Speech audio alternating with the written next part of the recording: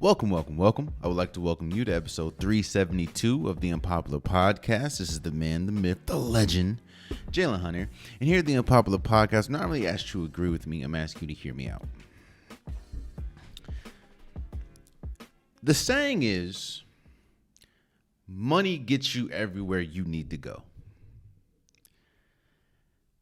And to a certain extent, that is true. You need money, obviously, in today's world to live, as far as, pay rent and pay bills and buy things. But in the sports world, especially in baseball, that statement has rang true throughout the entire duration of baseball. It seems like the teams with the biggest markets, the Yankees, the Red Sox, the Dodgers, those are the teams that have been successful over the duration of baseball because they are able to put more money into their team than other organizations, smaller market organizations. And I've said over the last few years that model is changing. It's changing because of just how much money is out there. While yes, those big market teams still can afford more players, better players, the talent pool is a lot bigger than just, big market teams. And there's so much money out there that the term doesn't really ring true today, or doesn't ring true today. And where we're going to start is, of course, the MLB playoffs. And we have to have a serious discussion about the Dodgers for a second. You see, if you want a clear-cut example of why and how baseball is changing and how the whole big market team thing isn't really a thing anymore. While yes, there is still big market teams, but a big market team was almost primed to make a deep World Series run. But that's not the case anymore. And you know how that's not the case? The Dodgers are out. The Yankees didn't even make the playoffs. The Boston didn't even make the playoffs. You see, there's so much talent in the MLB. And there's so much talent in baseball today that while, yes, the Yankees obviously can offer you more money than, let's say, Washington Nationals, but the talent level has to be there. And when you get to the postseason, that's when the talent level has to shine the most. It doesn't matter how much money you put into a team.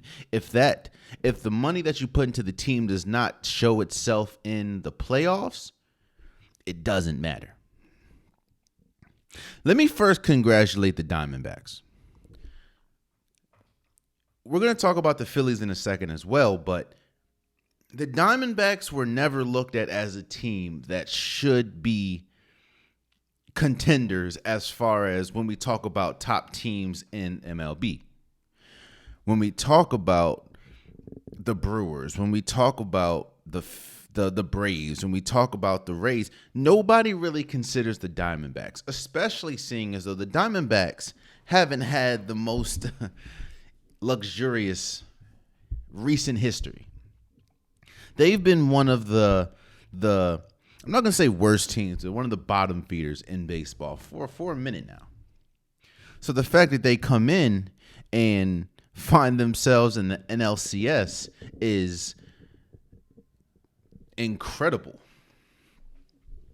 Especially seeing as though they had to go against the Brewers, which a lot of people, even though the Brewers did come in third and had to do a wild card series, a lot of people had the Brewers at least making it to the World Series.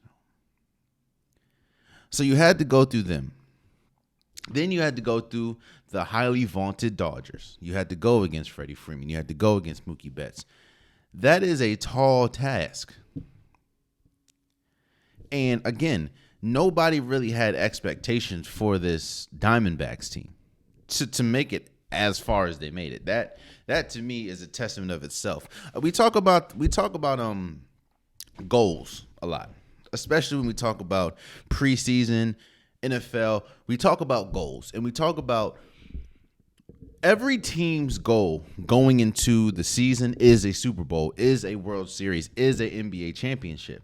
But you know very quickly how good your team is.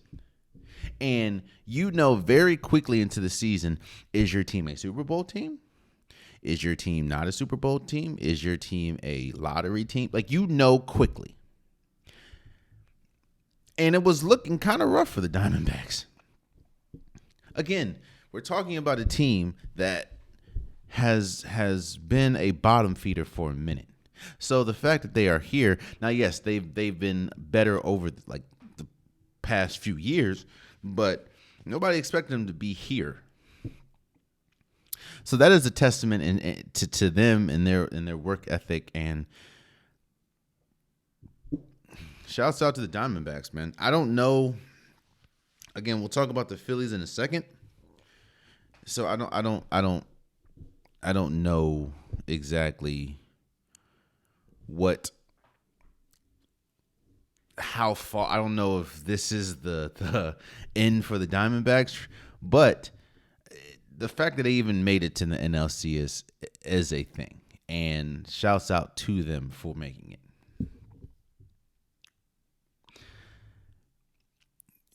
I don't know if this is the first year. I could be wrong. But this is one of those rare years where multiple 100-win teams did not make the NLCS or did not make the CS.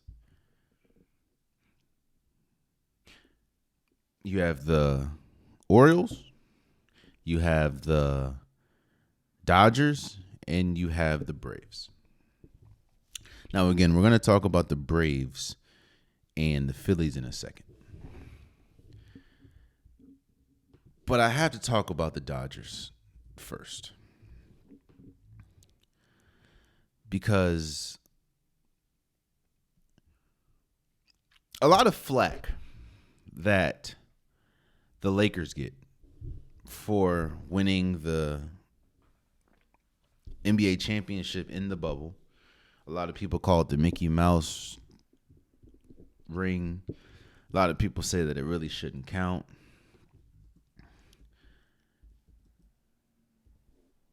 All that slander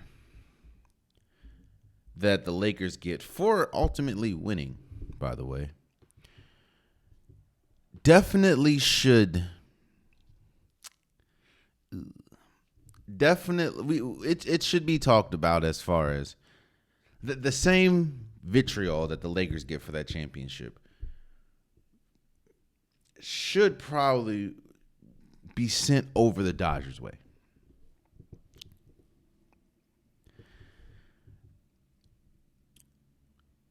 The Dodgers won a World Series in 2020. I think, of course, that was the year that the season was shortened. I think they only played like 47, 48 games or 46 games or something in the regular season. They played pretty much 60 games to win the World Series.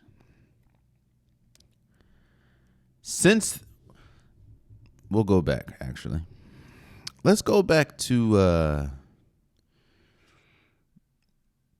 2000 and...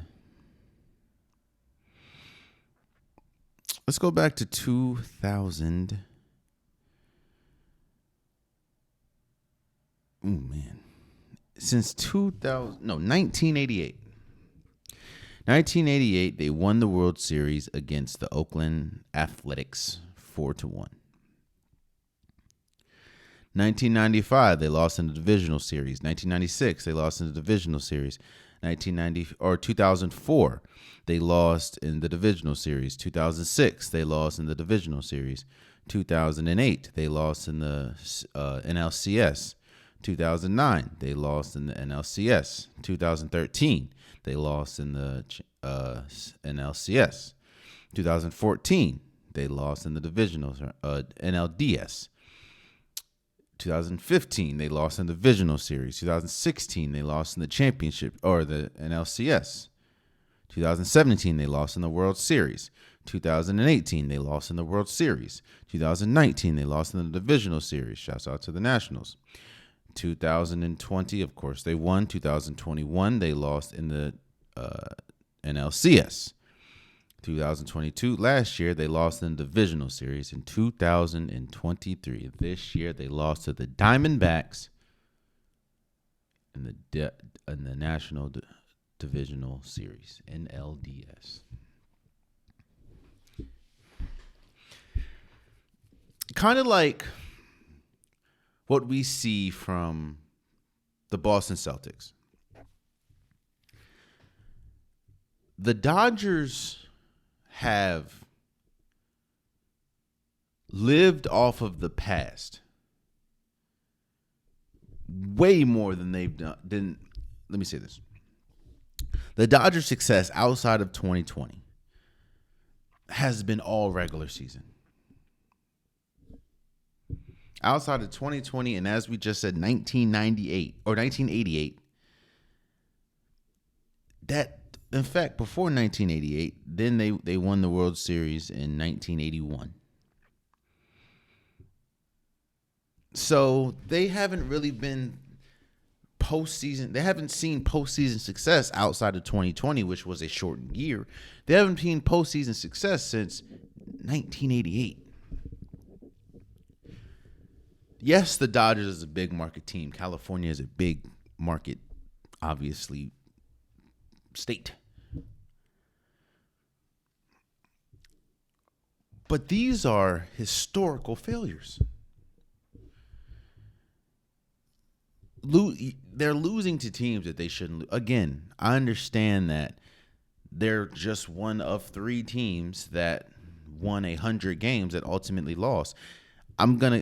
Yes, the Rays did win 99 games, but this is a pattern with the Dodgers at this point. Again, the Dodgers have one of the highest or one of the most expensive payrolls in baseball. And that is kind of why I started the episode with money. Back in the money usually, if you look at the Yankees and you look at the Yankees World Series championships, most of them, because they were able to afford the best team. They're able to afford a Derek Jeter. They're able to afford a Alex Rodriguez. They're able to afford those type of players. You have Freddie Freeman. You have Mookie Betts. Like, you have David Peraltella. I know I said your name wrong, bro. I apologize. But you have really good pieces. And, of course, you have Clayton Kershaw, who's definitely, it seems like he's closer to the end of his career than the beginning. This is one of the most expensive payrolls in baseball. Enrique Hernandez, like Max Muncy, had 36 home runs this year, tied for 12th. All that, and you don't even make it out of the NLDS. And you lose to a much inferior team in the Diamondbacks. I understand that momentum is a thing, and I understand that you want to be hot at the right times. And obviously the Dodgers were not hot at the right times, and the Diamondbacks were. But again, we're going to talk about it in a second, but this feels, the Dodgers losing and the Braves losing feels much different. It feels more of a failure. It feels like a much more heavy failure for the Dodgers than it does the Braves.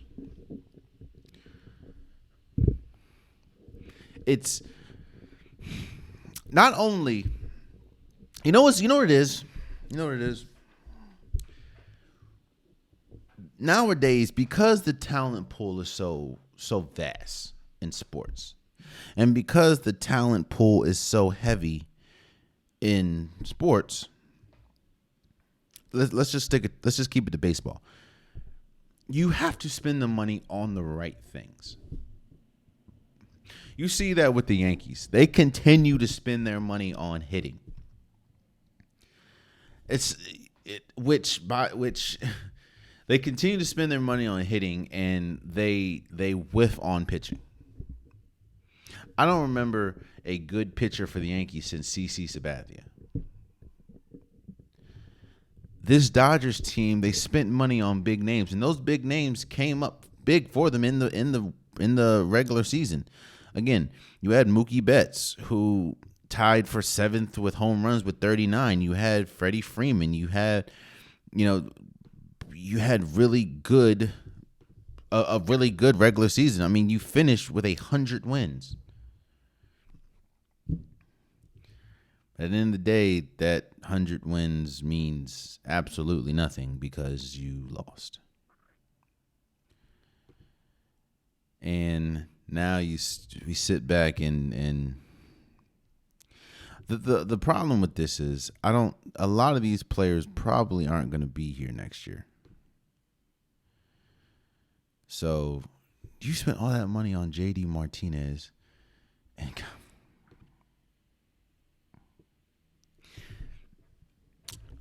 the Orioles lost, but nobody really shunned the Orioles because the Orioles are a young team. I think they were the youngest team in the postseason. And while, yes, they won 100 plus games and lost, it's all about steps. That's with every sport, not just baseball. It's all about steps, you know. It's very hard. Now, I know that going in, I picked the Orioles and I picked the Braves because I just felt like they were the two of the hottest teams going to the playoffs. But again, it's about the Orioles is I believe the youngest team was in the playoffs. So I understand. They're going to be back. I hope because even as a I'm not used to the Orioles being good for an extended amount of time. So hopefully they'll be back. They have one of the best young players in baseball. We'll see. But the Dodgers, man, and what's even worse is they have a black manager.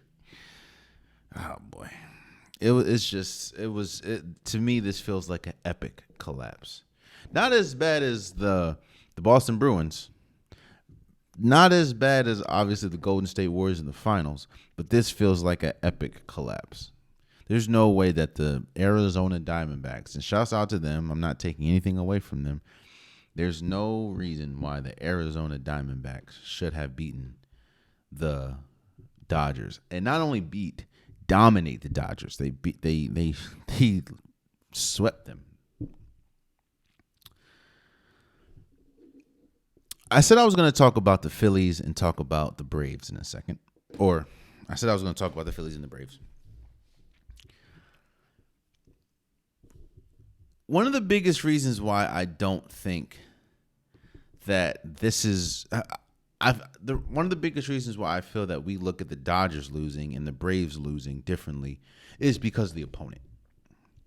Is because the Braves lost to the Phillies and the Dodgers lost to the Diamondbacks. Again, the Diamondbacks is one of these teams not like the others, and that is the Diamondbacks.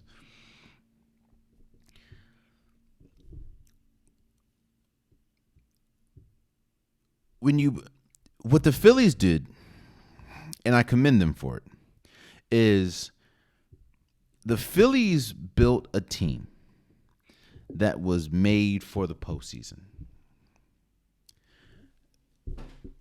I like this approach because while it's not like you don't care about the regular season, but you understand how long the regular season is, and you understand that you don't regular season wars are cool, but you want World Series. You want that banner. And what I commend, like I said, the Phillies did it right, man. They built a team that was tailor-made for the postseason. They attack every pitch. When they hit, it seems like the ferocity that comes off their bats is crazy. When we talk about Trey Turner, he's been great at shortstop. Nick Castellanos. I know I said your name wrong, bro. I apologize. But he had the 2 home runs, or he smashed that jump. Bryce Harper, Kyle Schwarber, like these are who actually finished second. Kyle Schwarber finished second with home run. It was 47 home runs. The Braves should have won. If we look at the construction of the team, the Braves should have won. You have, Ozzy Abreu, you have Ronald Acuna, you have Marcell Ozuna. Like, you should have won. But what we saw in this series is a team that relied heavily on. The Braves relied heavily on things that made them great in the regular season. And a lot of times, the Braves' bats just fell asleep. They did not wake up. They weren't getting outside of, game 2? Or, yeah. They just, their bats just didn't work. And you ran into a team in the Phillies that, again, was built for the postseason. They attack every pitch. The ferocity that they swing with is postseason ferocity. Like, they're not looking for no base hits. They're looking for home runs. And while that can hurt teams at times because it feels like you're swinging at everything, that's not the case for this Phillies team. This is a good team. And as we look today, baseball, especially in postseason, is unpredictable at this point, but I don't see a team. I don't see how the Phillies don't make it back to the World Series. Now, the Rangers and the Astros may have something to say about it. I think that the Astros, they're pretty much the Patriots when they're winning. They just keep doing it. They just and the Rangers are good too. The Rangers they're a heavy team, but I'm not saying that the Phillies are just going to ultimately win the World Series. But what I am saying is, it feels like they're at least destined to make it because they built a team that was tailor-made for the postseason, which you don't see a lot, especially in baseball. So, shouts out to the Rangers, shouts out to the Astros, shouts out to the Phillies, shouts out to the Diamondbacks for making it to the ALCS and the NLCS. No, I'm not the biggest fan of baseball, but what I do love and what it's felt like actually is back in the day when baseball was at its height. Well, when baseball was at its height, I wasn't alive, but it's been very tough for baseball to stand out, at least in today's sports, when you have, the NFL going on, when you have the NBA starting up, when you have the WNBA starting up, or in the finals to this point, it's been very hard for baseball to stand out. And of course, when you get to the playoffs, that's when things amplify, but it's still tough, especially on a Thursday night when, you have a Thursday night football game on. Well, no, it's not the best team playing, but it's just hard to stand out. And what it's felt like is there's a reason why I started this show. I started this episode with baseball because it just felt like that has been the biggest thing going on right now. I understand that's the playoffs, and that's no offense to football. There's no offense to the WNBA. We're going to talk about them in a second. But it feels like baseball is the biggest thing happening right now.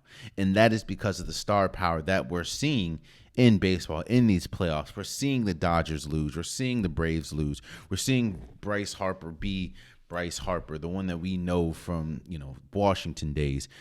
The Astros, is anyone going to stop this quote unquote dynasty? The Rangers, the Orioles, it's just been, baseball has been the number one thing, it feels like. And this is even with college football going on.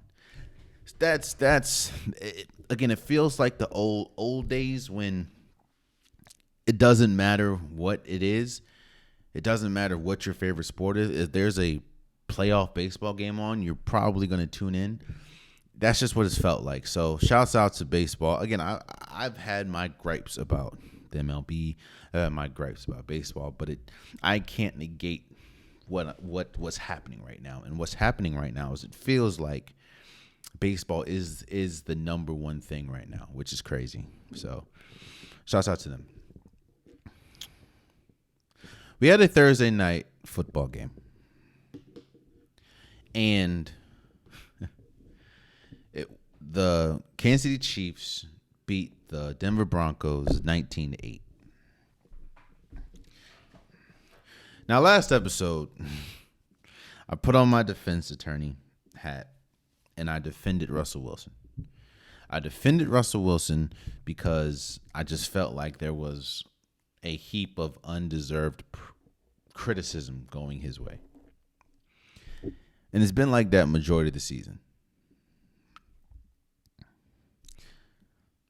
Thursday Night Football, I saw two teams that have major issues.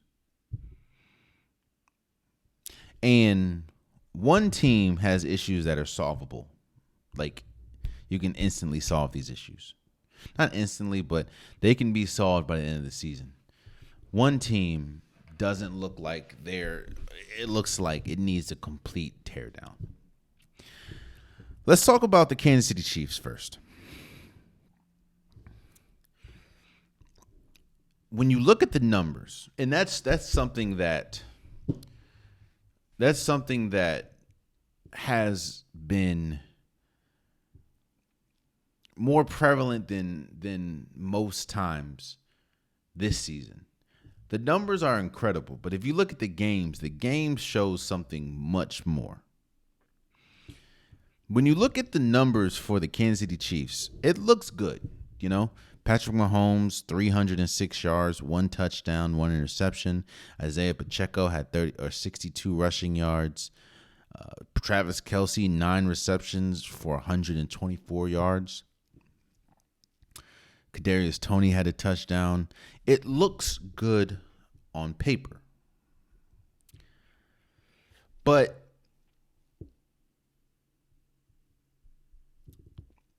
looking at that Kansas City Chiefs team on Thursday, that is not a Super Bowl caliber team.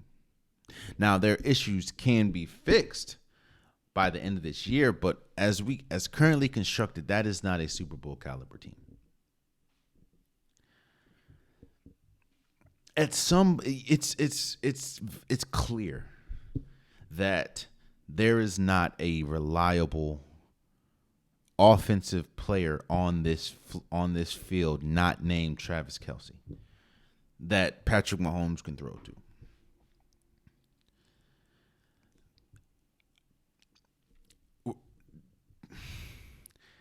It feels like there's a reason why every time you looked, Patrick Mahomes was trying to get the ball to Travis Kelce, because it's just they do not have a number one receiver.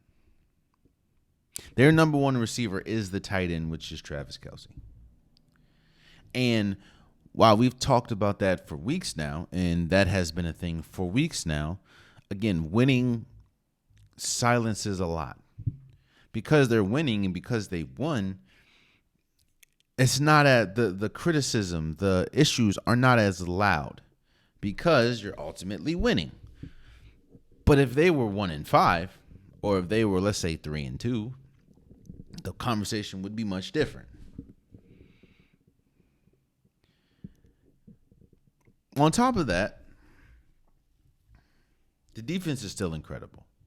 That's just, again, this is probably the best defense that Patrick Mahomes has had. But I get to Andy Reid. And not at all am I saying that Andy Reid is not a good coach. I would never come out here and say that. That would be blasphemous. That would be incorrect.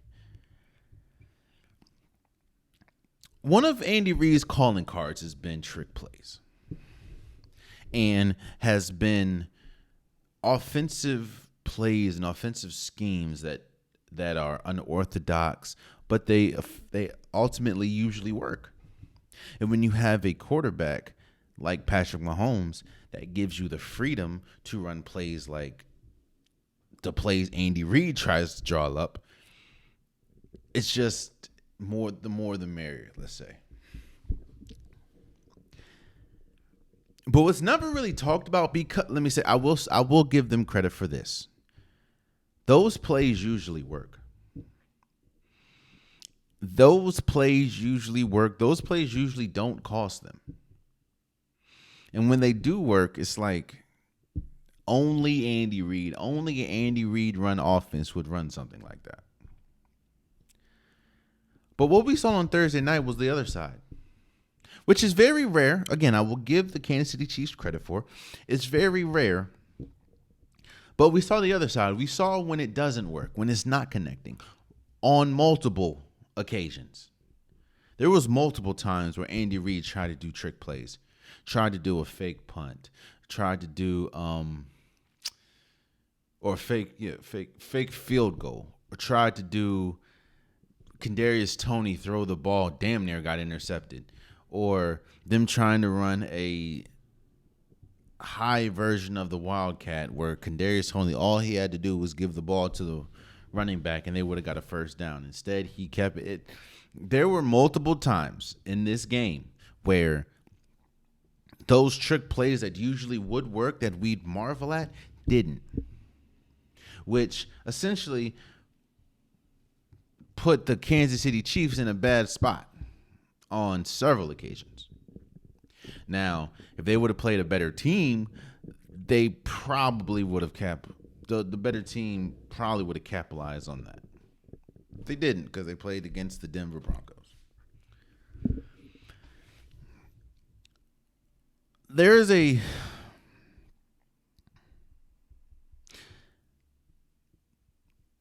There's still obviously time in the season. We're only on week 6. So there's time for a wide receiver to emerge as a number one option. Right now it's looking like Rashid Rice, who is also a rookie, but he looks like the player that they're trying to elevate to be that number one. But it just seems like, it doesn't seem like, it's clear that the Kansas City Chiefs don't have a number one receiver. And it's really all on Travis Kelce, which is why you see such a huge discrepancy, not only in targets, but in yards.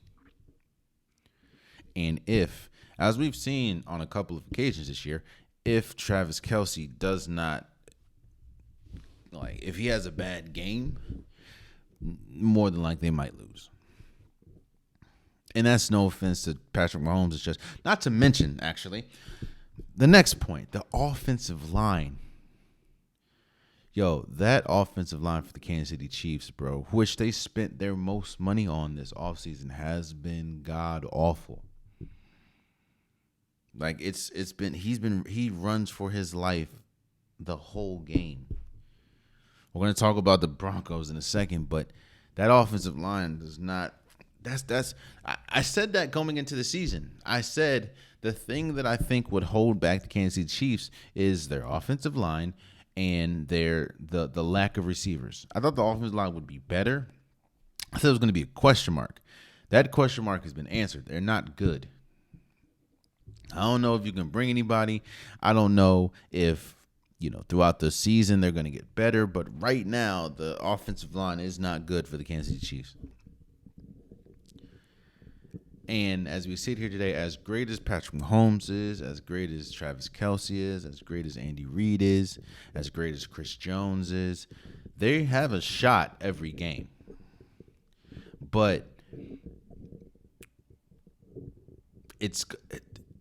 the question that I saw, I think First Take did, shouts out to them, is the Kansas City Chiefs the team to beat in the AFC? And I would say just by default, because they are the reigning Super Bowl champions, yes. But there are multiple teams in the AFC that I would pick over the Kansas City Chiefs right now. There's not anybody I would pick over Patrick Mahomes. There's not anybody as far as skill position that I'd pick over Travis Kelce. But as a team, there's multiple teams I'd pick over the Kansas City Chiefs. This current iteration of the Kansas City Chiefs. It can look different with the trade deadline. I don't know, but we'll see. Ooh, now let's get to the Denver Broncos.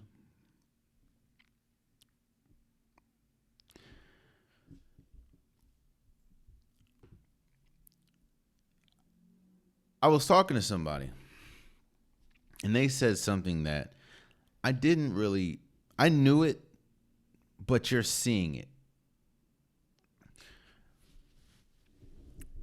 When people talk about Russell Wilson going from the Seahawks to the Denver Broncos, and the Broncos giving Russell Wilson the amount of money that they gave him, you're expecting instant success. Because Russell Wilson was very good and considered widely as one of the best quarterbacks in football. You expect that talent to translate to the Denver Broncos. And what people do is they look at a Tom Brady going from the Patriots to the Bucks and ultimately winning a Super Bowl.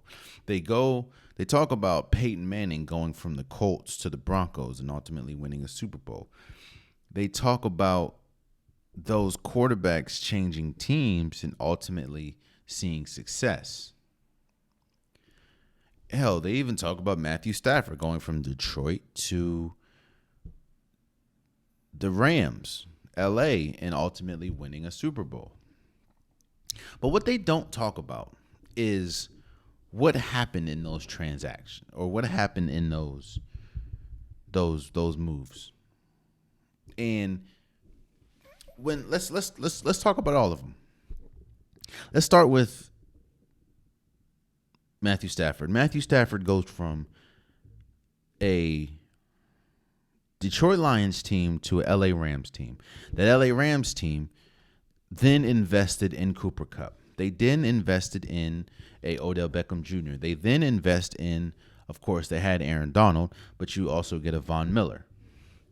That was in a win now, and they have Andrew Whitworth. They have a good offensive line.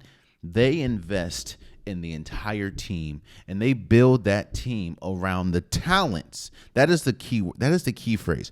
They built the team around the talents of Matthew Stafford, which is why you see Cooper Kupp is probably the perfect wide receiver for Matthew Stafford. Puka Nacua is a perfect wide receiver for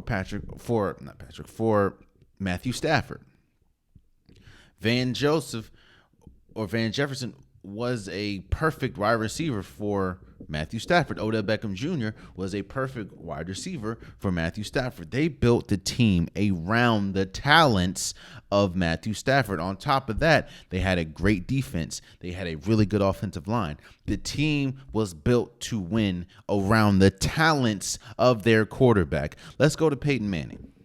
You went from the Colts, who had arguably one of the worst offensive lines, to the Denver Broncos that had one of the best. You also have Von Miller, and that they had arguably the best defense we've seen in the history of football. The defense that took them to the Super Bowl. Peyton Manning was on his last leg, man. But they invest in the running game. They invest in the wide receivers. They invest in a great defense, and they understand that while Peyton Manning probably can't win us the Super Bowl, we can fall back on the defense, which is ultimately what won the Super Bowl 50. The Patriots. Tom Brady went to a team that had an incredible offensive line, an incredible coach, an incredible coaching staff. He had Mike Evans, who is widely underrated, in my opinion, and should always be considered one of the top wide receivers in football. You had Chris Godwin, who moved to a number 2, but he's really a number 1. You have Leonard Fournette. You also have Gronkowski, who, of course, Gronkowski is not the same Gronkowski from the New England days, but he still has juice, and he still was an integral part. You even have Antonio Brown. And you have a defense. You have Levante David. You have Devin White. You have Shaquille Bennett. Villa. Tom Brady didn't go to a trash organization or didn't go to a trash team. He went to a team that was ready to win. They just needed the quarterback to stop turning the ball over. I say all that to say, when you bring on Russell Wilson, you have to understand what his talents are, and you have to build around his talents. And what it seems like is the talent that you put around Russell Wilson and the scheme that you put around Russell Wilson does not bode well for Russell Wilson. It doesn't bring the best out of him. We thought a Courtland Sutton would be a great acquisition, but he hasn't been that good. We saw the whole interaction with Jaron Jeudy and Steve Smith. But Jaron Jeudy hasn't been that great. Now, I'm not absolving Russell Wilson. Let me not say that, especially on Thursday. Russell Wilson was not good. He 13 for 22, 95 yards, 1 touchdown, 2 interceptions. He wasn't that good. But Thursday highlighted that this isn't just a Russell Wilson thing. I said that Russell Wilson has not been the problem this year, and I don't think he has been. But I also said he hasn't been the solution. And when you pay him as much money as you pay him, he is expected to be the solution. Again, that's why so many people are upset with Daniel Jones in New York, because when you're getting paid as much money as you're paying, they don't care that the offensive line is trash. They don't care that your wide receivers haven't really been there. They need you to overcome that. Russell Wilson has not been able to overcome that. In fact, he has been part of the problem because he can't be the solution. Now, we're just talking about this year. Last year, he was definitely the problem. And on Thursday, he was definitely majority of the problem. But Thursday Night Football really showed that there is not a unit that you can look at and say, that is what we're going to lean on. You paid all this money for Sean Payton, and you can tell that Sean Payton does not want Russell Wilson as his quarterback. But you pay all this money for Sean Payton. Sean Payton is there to completely change around this offense and change around this team. He hasn't done that. In fact, they look damn near as bad, if not worse, than they looked last year with Nathaniel Hackett. And while Russell Wilson's numbers have looked good, it obviously hasn't matriculated anything because they're 1-5. This has been a organizational failure. This entire situation, this entire state of this team has been an organizational failure from the top up, from the people that you draft, from the people that you surround Russell Wilson with. The fact that what it seems like Sean Payton is trying to do is Sean Payton is trying to fit Russell Wilson in his scheme, not build a scheme around Russell Wilson. That's the same thing Nathaniel Hackett did. And Sean Payton has some elementary ass plays. Hell, I know I'm not a football expert, but that's what they're saying. Every single person I've heard say that Sean Payton's Sean Payton's schemes have been elementary. And while you think, well, if it's elementary, shouldn't it be easy for Russell Wilson to run? Yeah, but it also is easy to be defended. Now, again, I am not saying, and I'm not absolving all of this Denver Broncos issue. I'm not taking it off of Russell Wilson. Again, I don't think he's been the biggest problem, but he has also not been the biggest solution. And that in and of itself is a problem. But this Denver Broncos thing is a organizational failure from the top up or from the top down. And as we saw on Thursday, it was an ugly performance. And I haven't even talked about, and I'm not even going to, but I haven't even talked about how bad that defense is. Shouts out to the Chiefs for beating the Denver Broncos 19-8. Sean Payton hasn't been good either. He's put his team in some bad, he's put his team in some bad situations. A lot of his calling hasn't been good. He hasn't been good either. There is not one person that has been good on this team. There's not, and it has big names. It has Javonte Williams, who did come back. He had 52 yards. It has Russell Wilson. It has Patrick Surtain. They just let go of Randy Gregory. They also just let go of Frank Clark. I know Frank Clark was their big acquisition during this offseason. They let him go, and he gave the money back. It is a organizational failure from the top down, man. Plain and simple. Let's move forward. Let me jump over to the WNBA for a second. If you remember my prediction,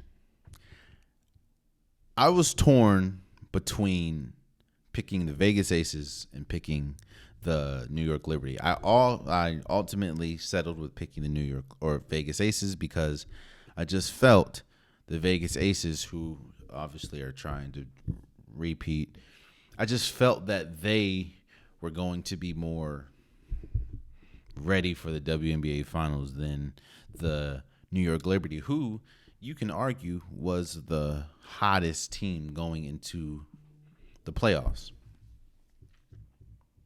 But if you remember, the reason why I said the Vegas Aces were going to win, and the reason and the biggest outlook of this series was I said that the stars were going to cancel each other out. And it was going to be a quote unquote other that was going to have to emerge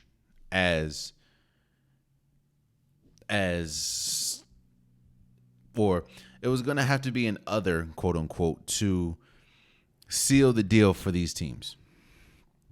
And because I said it was going to be like a Benaja Laney. I thought it was going to be like a Jackie Young. It was going to be a Kia Stokes. I said it was going to be one of those players. And again, the reason why I said that is because I felt the stars were going to cancel each other out. I felt Breonna Stewart was going to cancel out Asia Wilson and vice versa. I felt that Jonquel Jones was going to cancel out let's say Kelsey Plum or Chelsea Gray. I thought that Sabrina Nadescu was going to cancel out Kelsey Plum. I was right about one thing. I was right about a couple of things. I was right that, let me say this. As we sit here today, Game 3 is tomorrow. As we sit here today, the Vegas Aces are one win away from repeating as WNBA champions. And the first two games haven't been close. Game 1, the Vegas Aces won 99-82. Game 2, they won 104-76. It has been a complete domination. What I was right about was the Vegas Aces. When you've never been somewhere sometimes you don't know how to act. And sometimes you don't understand what it's like. And while I'm not saying that the New York Liberty as a whole have not been to the WNBA finals, I mean, Jonquel Jones, which sucks for her because she's been to like 3 of the last 5. And if things turn out the way it looks like they're finna turn out, she's about to be 0-3. This will be the first time ever that the Breonna Stewart loses a championship series. Courtney Vandersloot, she won with the Sky. But it just seems like when you're watching it, it seems like a team that's been there and knows what's in front of them compared to a team that just doesn't know, or a team that's just lost.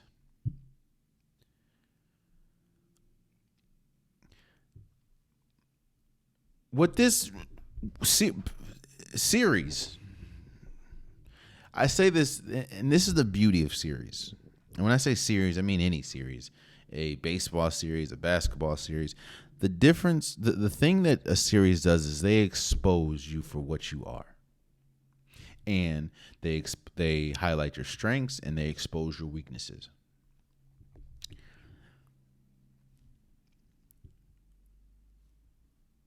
The one of the biggest strengths for the Vegas Aces is they can beat you 2 different ways. They can beat you defensively, they can just lock you down defensively, or they can put points on your head. When Asia Wilson is going crazy, when Kelsey Plum is hitting from 3, when Jackie Young is getting 20-something points, when Chelsea Gray is getting double-doubles, they can beat you in multiple ways. What it seems like is the New York Liberty, which I thought could beat you in multiple ways, cannot. Or they haven't shown that they've been able to, at least so far in the playoffs. Or I mean, not playoffs, in the WNBA finals. The Vegas Aces just look like the far superior team. And it looks like one thing that I feared, and the one downside with super teams that nobody really talks about is it really affects. Okay, the title super team is usually because it's how do I say this? Super teams are always top heavy. When you look at a super team, quote unquote, they are top heavy. When you go back to Golden State Warriors, Kevin Durant, Steph Curry, Klay Thompson, and Draymond Green. Everyone else was complementary players, but they were also replaceable. And none of the other players were expected to be big in big moments. Like Andre Iguodala, he was expected maybe to play defense and stuff, but you're not expecting him to just be big in big moments. When we talk about the San Antonio Spurs, you had Tim Duncan, Manu Ginobili, Kawhi Leonard, but he was young, and you had Tony Parker. Everyone else was role players. The Boston Celtics, you had Paul Pierce, Kevin Garnett, and Ray Allen. Everyone else, the Kendrick Perkins, the Tony Allens, they are role players. Good role players, but role players. When we talk about a super team, the top is usually a top heavy team. Now you expect those players to elevate their games, and the rest of the team, you expect them to elevate their game. You expect them to assist the top. But at the end of the day, a super team is usually a top-heavy team. And what we're seeing, and I think the biggest indictment about this NBA or WNBA finals and about the New York Liberty is they are so reliant on a Breonna Stewart. They are so reliant on a Jonquel Jones. They're so reliant on their big, quote-unquote, 4 or 5. You can say Belanjaneni. But the problem is the Vegas Aces are shutting off their water. They're just completely shutting down Breonna Stewart. Courtney Vandersloot has been pretty much shut down. When Sabrina Descu's not hitting her 3, she is very inefficient. Kind of like Kelsey Plum. but it just seems like the Vegas Aces, if you shut off Asia Wilson, you still have Jackie Young to come at you. You still have Kelsey Plum. You still have Chelsea Gray. If you cut off two of them, you still have two more. If you cut off Breonna Stewart and Jonquel Jones, it just, you may have Sabrina Desk, who might hit a couple shots, but that's about it. It just feels like this is even though it's a 1-2 matchup, it just feels so lopsided. And I believe, so the game is tomorrow at 3, I believe. I think the New York Liberty is going to play lights out. I think they're probably gonna destroy the Vegas Aces. Your season's on the line. They're going to destroy the Vegas Aces. I believe. I don't think I think the Vegas Aces are probably going to finish at game 4. But game 3, you're going to see the best out of every single player. Because you're in the WNBA. You don't want to get embarrassed. You don't want to get swept. So they're going to play their hearts out. And they are going to dominate, in my opinion, the Vegas Aces. Now, when you get to game 4,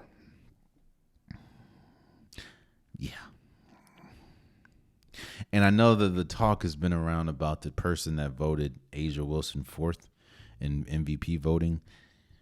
She has been the clear-cut best player on the floor this entire NBA or WNBA finals.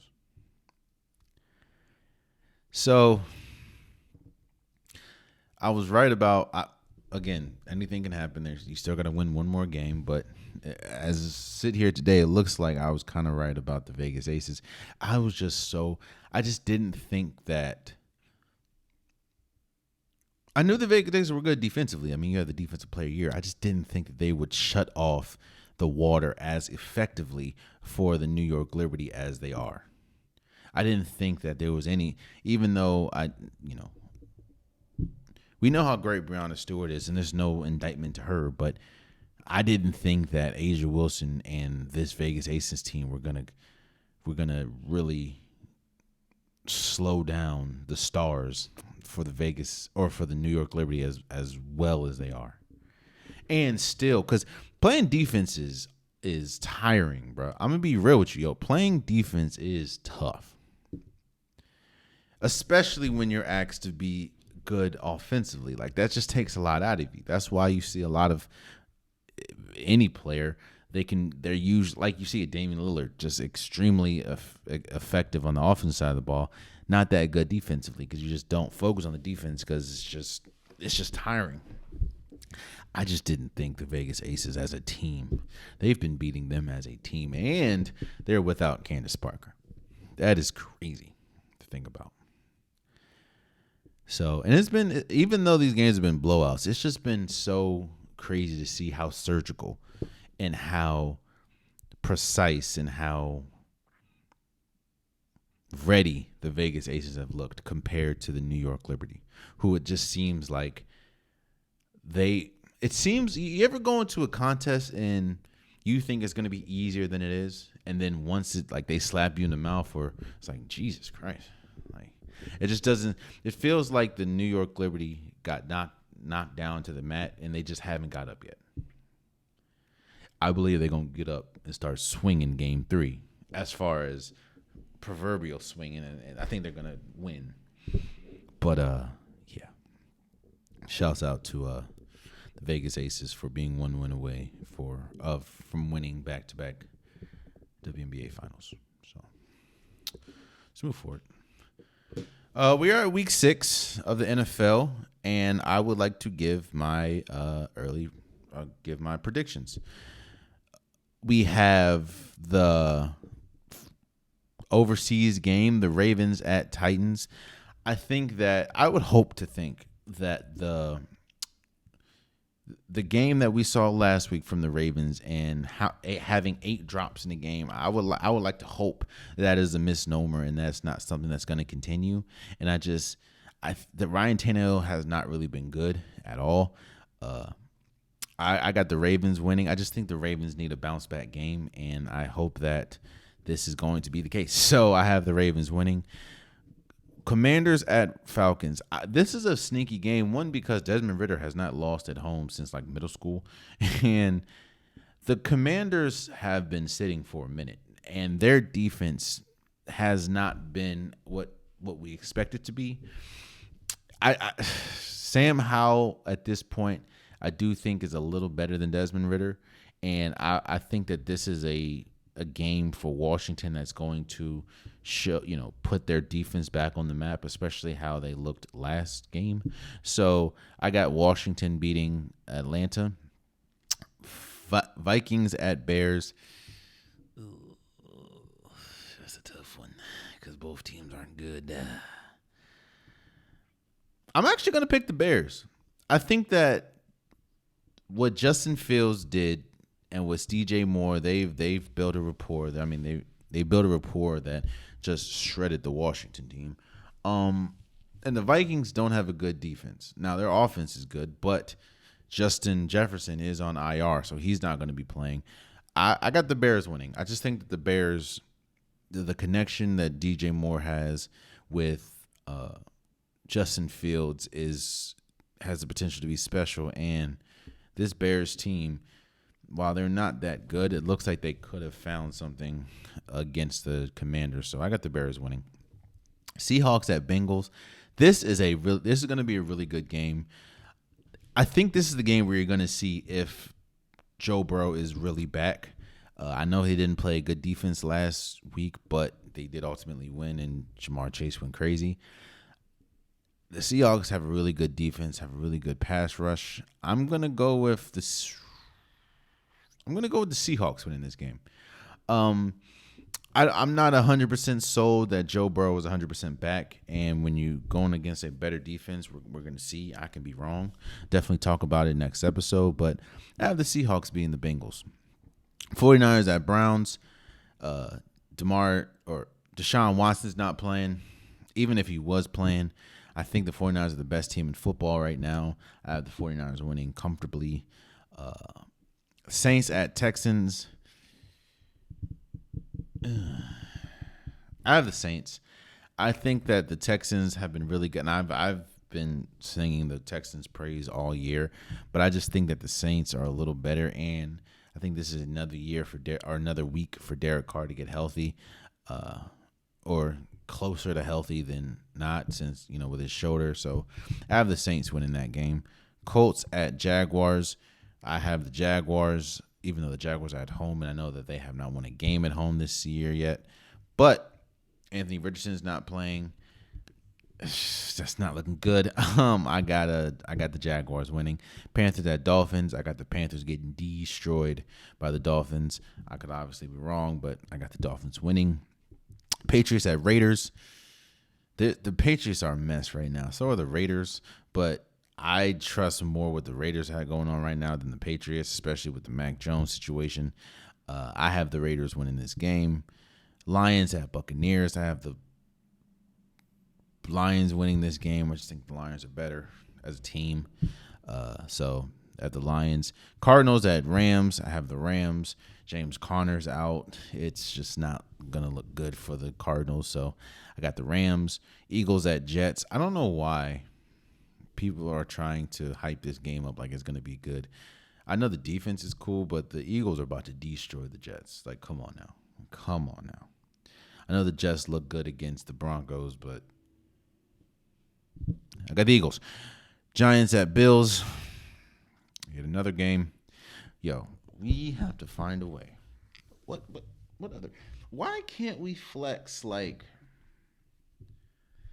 Why can't the Seahawks and Bengals be Sunday Night Football? Like, why has it got to be the Giants and Bills? Why can't it be? Hell, I'll even take the. No, I don't want to see that either.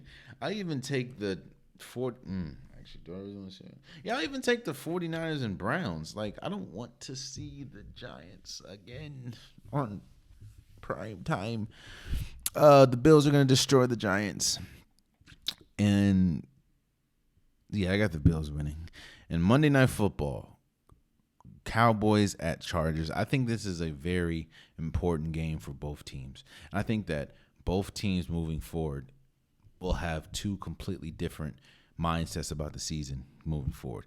I think if the Cowboys lose this game, you're going to look a lot on Dak Prescott. And I say this, if the Cowboys lose this game and Dak Prescott looks like he's done or looks like he looked this season, it's not going to look good for him and Mike McCarthy, honestly, because all the talk this week has been about number one receivers and how Dak Prescott has not looked good,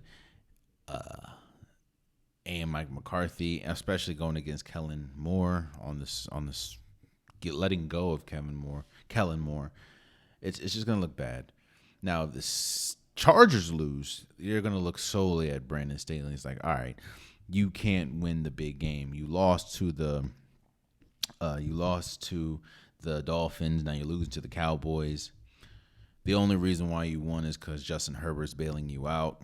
It's just gonna look tough for both teams. I'm gonna go with the Chargers. The Chargers are at home, and I think that, well,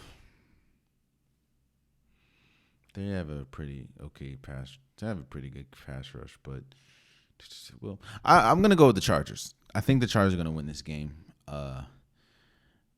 I have come down to earth for the Cowboys, and I'm not saying that they're just to lose every game, but I do think that this is a really big game for the Chargers, and it does help that they're at home. So we will see. Lastly, before we go,